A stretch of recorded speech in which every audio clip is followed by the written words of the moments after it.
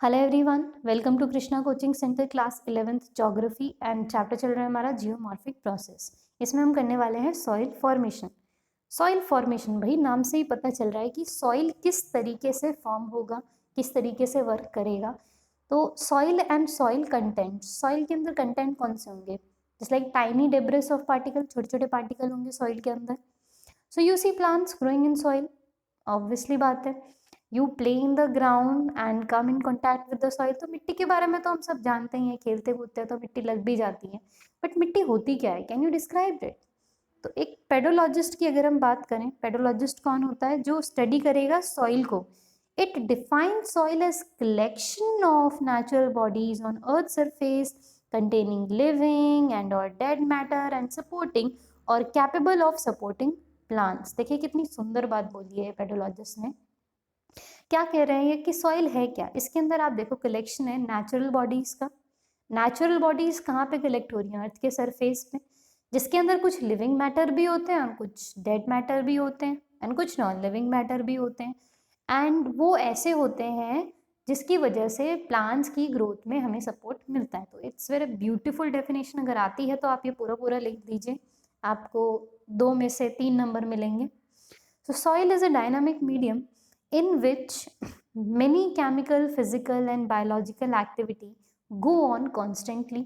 तो सॉइल एक ऐसा मीडियम है जिसमें बहुत सारी चीज़ें लगातार होती रहती हैं। तो soil is a result of decay. It is also like medium for growth. यहाँ पे डिके बहुत ज़्यादा होता है, जैसे कोई भी चीज़ होती है सड़ गल जाएगी अगर आप सॉइल में डाल दो उसे। तो मीडियम ऑफ ग्रोथ भी है, यहीं से हमें ग्रोथ देखने को मिलता है। It is a changing and developing body. It has many characteristics that fluctuates with seasons. It may be alternatively, it's like, अच्छा इसमें क्या है कि एक ऐसा मीडियम है जिसमें ग्रोथ भी होगा, चेंजेस भी होने लगेंगे एंड इसकी कैरेक्टरिस्टिक सीजन के साथ साथ चेंज हो जाती है। जैसे बारिश वाला सीजन होगा तो गीली मिट्टी हो जाएगी, और गर्मियों का सीजन होगा बारिश ही नहीं होगी तो सूखी मिट्टी हो जाएगी। सो इट में भी ऑल्टरनेटिवली कोल्ड हो सकता है, वार्म हो सकता है, ड्राई हो सकता है, मॉइस्ट हो सकता है। बायोलॉजिकल एक्टिविटी इसमें स्लो भी हो सकती है, स्टॉप भी हो सकती है अगर सॉइल बहुत ज़्यादा कूल या ड्राई बन जाता है तो। सो ऑर्गेनिक मैटर इंक्रीजेस जब लीव्स फॉल होगी या ग्रासेस मरेंगी, डाई होंगी। एंड द सॉइल केमिस्ट्री मतलब the amount of organic matter जो सॉइल में, जैसे फ्लोरा हो गया, फोना हो गया। फ्लोरा जो भी प्लांट होते हैं, फोना जो भी एनिमल होते हैं। तो the temperature and the moisture all change in the season as well as with more extended period of time. This means soil जो है it becomes adjusted to the conditions of climate, landform and vegetation and it will change internally जब ये conditions हमें देखने को मिलेंगी। Then what is process of soil formation? Soil formation का process क्या है? तो सॉइल फॉर्मेशन या फिर उसको बोलते हैं पेडोजेनेसिस। पेडो का मतलब ही सॉइल होता है, तो इसीलिए पेडोलॉजिस्ट जो सॉइल को स्टडी कर रहा है, एंड पेडोजेनेसिस जो क्या कर रहा है कि सॉइल फॉर्मेशन जो हो रहा है इसको पेडोनिशिस भी बोलते हैं, but I call it paedogenesis. इसका मतलब क्या है कि वरना अगर हम इसे निशिस याद रखेंगे तो स्पेलिंग गलत होने के थोड़े चांसेस हैं। सो सॉइल फॉर्मेशन या pedogenesis it depend upon the weathering. तो it is like weathering mantle depth of the weathered material which is basic input of soil to form. इसका मतलब क्या है? सिंपल, कि अर्थ का क्रस्ट कैसा होगा वो डिपेंड करेगा कि अर्थ की मेंटल में क्या हो रहा है, और मेंटल से जो चीज़ें इरोड होके ऊपर पहुंचेगी क्रस्ट पे, वैसे ही तो ज़मीन रहेगी। So first, the weathered material or transport deposits are colonized by bacteria and other inferior plant bodies। तो जो भी चीज़ें हैं, जो भी मिट्टी विट्टी है, वो भी अगर ऊपर आई है अभी, तो वहाँ पे किस तरीके से बैक्टीरिया उसमें कैसे काम कर रहे हैं, या जो छोटे छोटे प्लांट बॉडीज़ हैं जैसे मोजेस हो गया, लाइकन हो गया, ये किस तरीके से काम कर रहे हैं।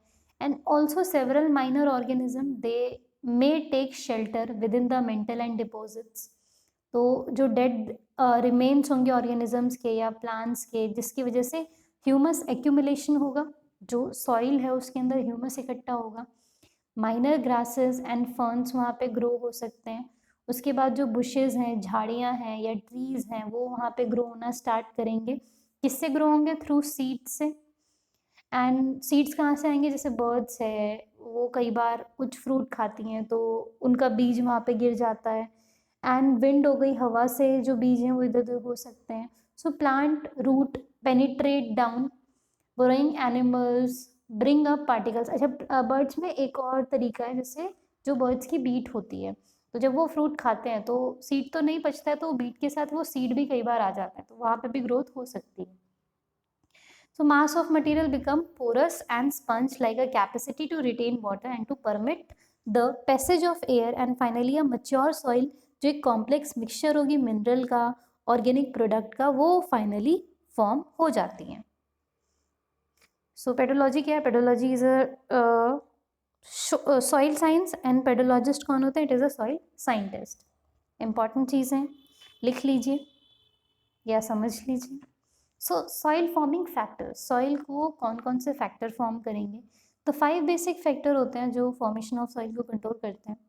जैसे पेरेंट मटेरियल क्या है? पेरेंट मटेरियल मतलब पेरेंट रॉक कौन सी थी जिससे ये फॉर्म हो रहा है. फिर है जी topography, climate, biological activity, time.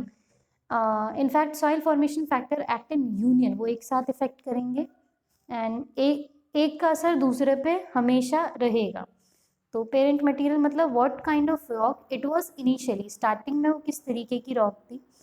It is a passive control factor in the soil formation. Parent material can be any in situ और on site weather rock debris और ट्रांसपोर्टेड डिपॉजिट्स. इन सितु का मतलब क्या है? जो हमने देखा था कि जो चीज़ फॉर्म वही हो रही है जहाँ पे वो ओरिजिनली थी, यानी कि उसका एरिया वो वही है, चेंज नहीं हुआ है. जैसे कि उनका घर जहाँ पे रॉक थी वहीं पे सॉइल फॉर्म हो रही है, लेकिन दूसरा क्या है, अगर एक्स सीतू की बात करें तो कहीं और से वो चीज़ ट्रांसपोर्ट होके आई है, तो कहीं और से ट्रांसपोर्ट फ्लड की वजह से हो सकती है, अर्थक्वेक की वजह से हो सकती है, बहुत सारे रीज़न होते हैं. तो parent material in on Situ भी हो सकता है, इन सीतू भी हो सकता है, एक्स सीतू भी हो सकता है, एक्स सीतू यानी transported. So soil formation depend upon the texture, texture यानी साइज ऑफ डिब्रिस क्या है, स्ट्रक्चर क्या है इसका, as well as mineral and chemical composition of rock debris क्या रहेगा. So nature and rate of weathering and depth of weathering mental, they are important consideration under parent material. So nature या rate of weathering क्या रहा है वो parent material का, ये सब depend करेगा. There may be differences in soil over similar bedrock. Difference हमें देखने को मिल सकते हैं सॉइल में सिमिलर बेडरॉक के, क्योंकि उनमें क्या है कि अलग अलग तरीके से वेदरिंग हुई होगी, उनमें क्या है कि अलग अलग तरीके से रेट चेंज हुआ होगा. So there may be differences, but when soil are very young and have not matured, these show strong links.